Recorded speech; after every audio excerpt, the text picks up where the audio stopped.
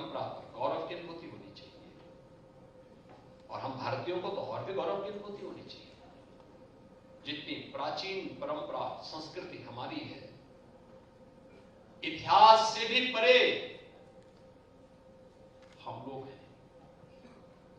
हमको इतिहास के दायरे में कोई कैद नहीं कर सकता।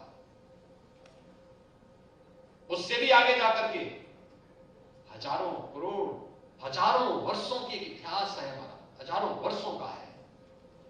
अभी 500 वर्ष का भगवान राम का अभी तो प्राण प्रतिष्ठा का पुनर्प्राण प्रतिष्ठा का कार्यक्रम अयोध्या में संपन्न हुआ। पर भारत किस रूप में, किस उत्साह के साथ जुड़ा है? दुनिया जुड़ी है, दुनिया एकजुट है। लोगों के लिए कौतूहल और आश्चर्य का विषय है। अभी आपने वाराणसी का देखा होगा। वाराणसी में काशी विश्वनाथ धाम में, ज्ञानवापी में ये साई की रिपोर्ट सामने आ रही है। ये साई की रिपोर्ट क्या बताती है? बहुत कुछ आपके सामने उदाहरण प्रस्तुत करता है, लेकिन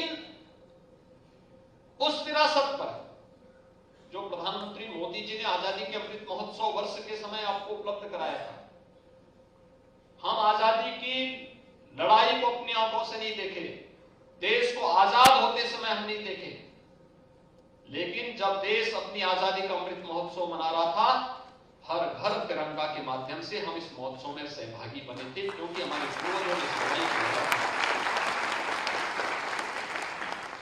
हमने उस दौरान आजादी के अपने उन बंदों को, जो राष्ट्र नायक थे, जो स्वतंत्रता संग्राम सेनानी थे, उस समय के क्रांतिकारी थे, या जिन्होंने देश की आजादी के पहले आजादी के आंदोलन में सहभागी बनकर इस लड़ाई में नेतृत्व प्रदान किया था, या आजादी के बाद भारत की सुरक्षा करते हुए भारत के रक्षा बलों में, अर्धसैनिक बलों में, पुलिस बलों में अपनी सेवाओं के माध्यम से देश को सुरक्षा दी थी, बाह्य और आंतरिक सुरक्षा प्रदान की थी, उनके प्रति सम्मान का भाव व्यक्त करेंगे। उनके स्मारकों का सुंदरीकरण हुआ, हम लोग गए, उन पे शोध हुआ, उन पे कार्य हुआ।